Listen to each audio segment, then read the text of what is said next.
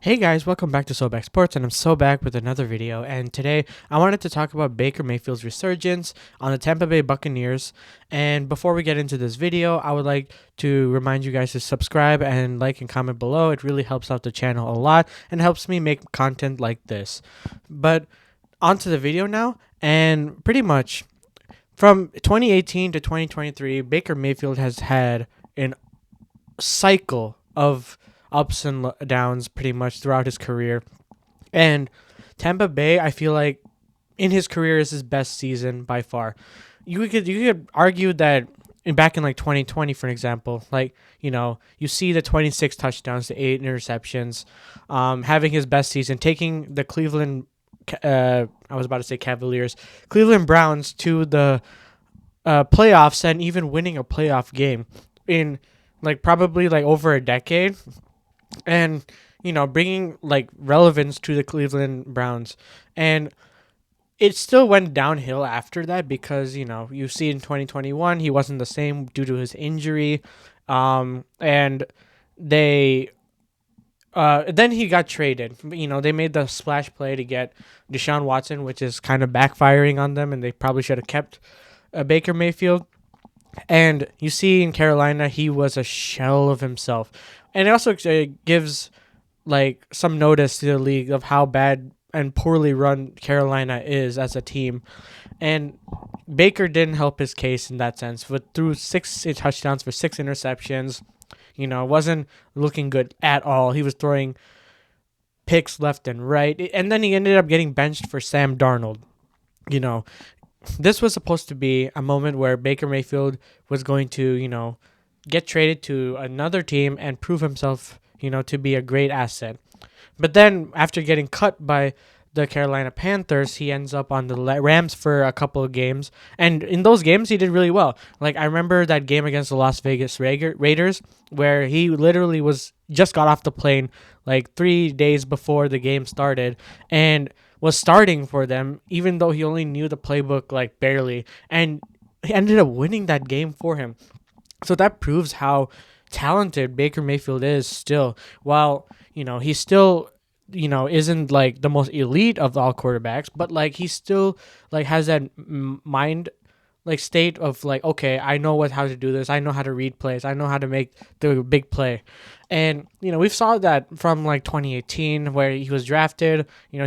He showed flashes throughout his career, and the Rams weren't probably going to go with him because it doesn't make sense to, like, you're trying to, because he's just a backup for Stafford because Stafford was injured throughout that season, and it was a lost season anyways for them. So 2023 rolls around, and this becomes the place where, okay, where's Baker going to end up?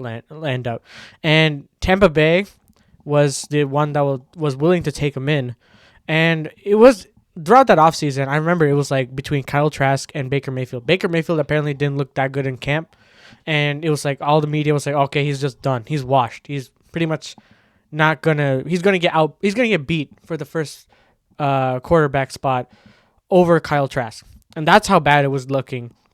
And he ends up winning the role. He becomes quarterback number 1, and Tampa Bay didn't have any expectations going into the season. They were pretty bad last year, and after Tom Brady left, and this season was like, okay, we're just gonna just run through the storm. Just push as much as we can and see what happens.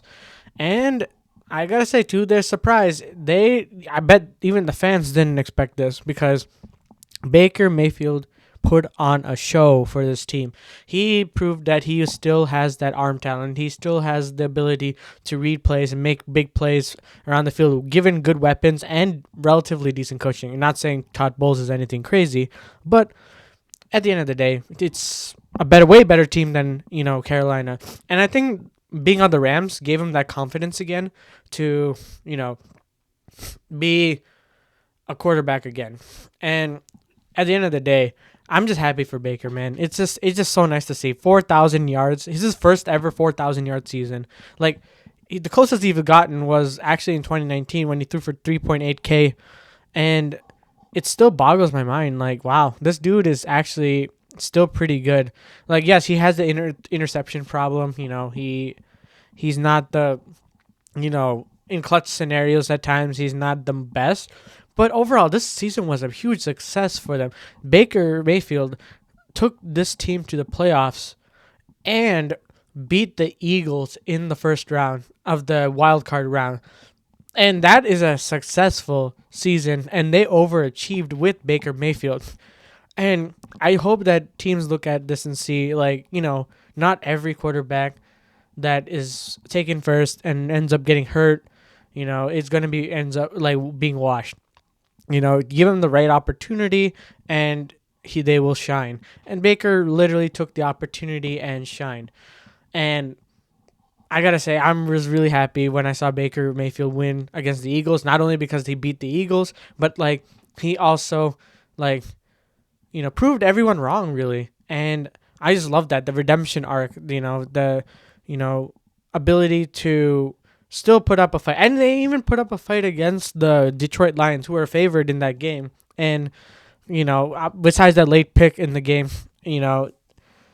Baker had a solid game. They were able to keep toe to toe with the Lions, and yeah, man, I hope Baker gets a really good contract. At least he deserves it for sure. On whether it's on the Buccaneers or even on another team that's looking to like um transition to a different quarterback. Like I feel like Baker's going to be a solid option. I'm not sure if he's like elite. I'm not sure if he's like going to be like a franchise changing quarterback, but he's still a great one. He's still a great one. Teams can still win with great quarterbacks, and yeah, I'm just really happy for him. And yeah, that's it for this video. Let me know what you think down in the comments below. What you think about Baker Mayfield? What you think he's going to end up next season? I would like to read it down below. But as always, I'll see you guys in the next one.